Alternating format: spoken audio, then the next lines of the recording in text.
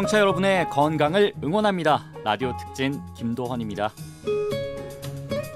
전주시가 난임부부의 임신과 출산에 대한 지원을 확대합니다. 올해부터 난임부부 지원 대상을 기준 중위소득 180% 이하로 확대한 건데요. 이렇게 되면 2인 가구 기준 난임부부의 월소득이 512만 원 이하면 시술비를 지원받을 수 있는 거죠. 지원 횟수도 늘어났습니다. 올해부터는 신선배아 체외수정 4회, 동결배아 체외수정 3회, 인공수정 3회 등 모두 10회를 지원합니다. 착상유도제, 유산방지제, 배아 동결 보관 비용에 대해서도 지원을 하고요. 비급여뿐 아니라 일부 본인 부담금에 대해서도 회당 최대 50만 원까지 지원한다고 합니다.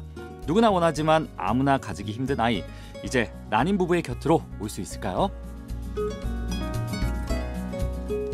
네, 라디오 특진 오늘도 산부인과 전문의 신용원 과장님과 이야기 나눠보겠습니다. 안녕하세요. 네, 안녕하세요.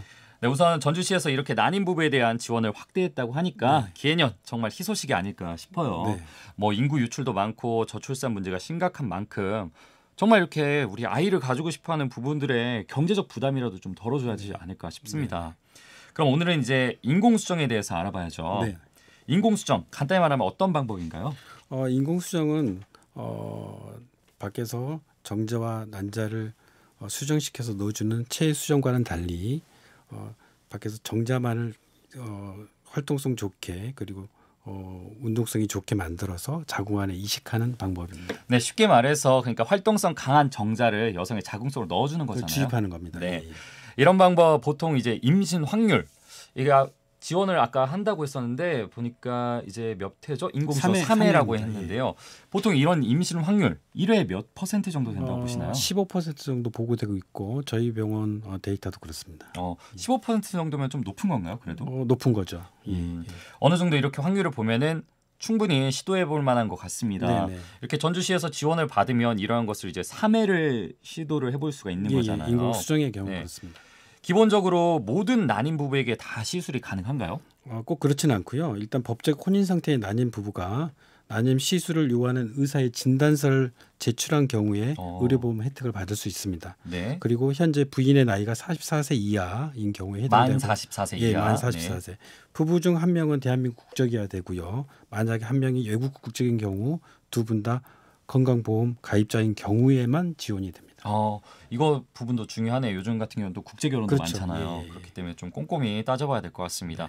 일반적으로 인공수정을 하게 된다면은 일정이 어떻게 될지도 좀 궁금해요. 작년이죠. 2018년 5월 29일부터 난임 휴가제가 이렇게 도입이 되면서 1년에 3일은 난임 부부가 이제 근로 이제 휴일을 쓸 수가 있다고 들었습니다. 어떻습니까, 일정이? 인공수정의 일정은 생리 시작 후 2, 3일경에 내원해서 초음파 검사를 한 다음에 배란 유도를 시작합니다. 배란 유도를 시작하면 약 처방이라든지 주사 처방이 동반이 되고요.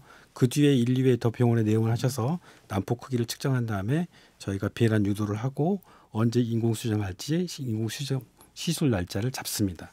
네, 알겠습니다. 이렇게 보면 남성분 같은 경우는 정자를 뭐 이제 채취를 해야 되는 거잖아요. 네. 보통 정액은 언제쯤 받게 될까요? 인공수정 당일날 남성은 2, 3일 정도 금욕이란 음주나 이런 걸 피하시고 금욕 생활이나 음주나 사우나 부부관계 등을 피하시고 병원에 내원하셔서 사정을 통해서 정액을 채취합니다. 네, 알겠습니다. 그런 후에 이제 시술을 받으시면 될 것 같은데 보통 이제 보니까 시술은 10분에서 15분 정도 걸리고 하루 정도 쉬면 충분히 일상생활이 가능하다고 들었어요. 네. 그러고 보면 이제 인공수정의 경우는 1년에 3번 이렇게 지원이 된다고 하니까 인공수정만으로 만약에 시도를 하시는 분들은 3일 딱 쓰면 될 것 같습니다. 그렇다면 임신이 된 거는 언제쯤 알 수 있어요? 인공수정 시술 후 한 일주일 정도 되면 배아가 착상을 하게 되고요. 그 뒤에 일주일 정도 지나면 호르몬 검사를 통해서 임신 여부를 확인할 수 있습니다. 집에서 간단하게 소변 검사를 통해서 임신 여부를 판단할 수 있고요. 하지만 좀 더 정확한 검사를 위해서는 병원을 내원하셔서 혈액으로 검사를 하시는 게 정확하겠습니다. 사실 이제 난임센터에서 근무를 하고 계시잖아요. 그러면 이제 인공수정으로 이제 시도를 하시는 분들이 많을 텐데 아까 이제 15% 정도 비슷하다 이렇게 말씀하셨는데 유산도 좀 자주 된다고 들었습니다. 인공수정 시술 자체로는 그렇게 유산율이 높지는 않습니다. 사실은 그렇습니다.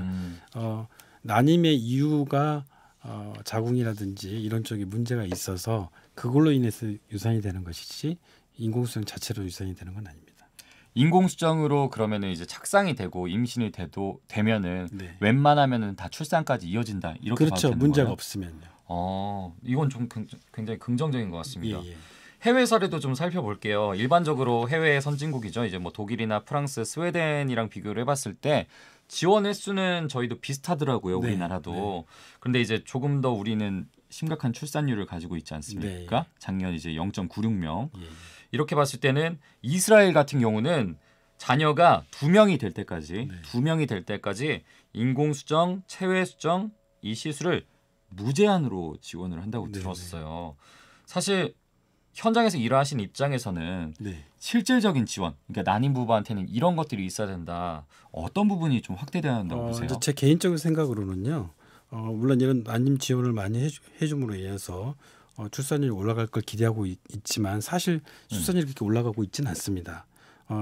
제 생각에는 젊은이들이 결혼을 쉽게 할 수 있는 경제적 여건을 만들어주는 것이 급선무로 생각됩니다. 예를 들면은 집값 안정이라든지 취업률 상승 이런 것이 되겠죠.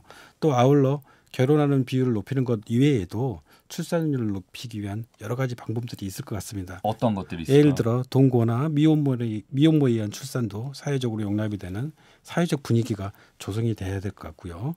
정상적인 결혼이 아니더라도 아이를 낳고 키울 수 있게 되면 자연스럽게 출산율은 올라갈 것 같습니다. 맞습니다. 사실 이렇게 정말 실제 부부들이 원하는 정책이 나와야 뭐 10,000원도 사실 난임의 이제 원인이라고 했잖아요. 10,000원을 그렇죠. 없애는 거는 앞에 원인을 없애는 거니까. 그렇죠. 이렇게 이런 방법들이 정책들이 계속해서 나오길 바라겠습니다. 네, 지금까지 대자연병원 난임센터 과장 신용원 산부인과 전문의와 함께했습니다. 오늘 말씀 고맙습니다. 감사합니다.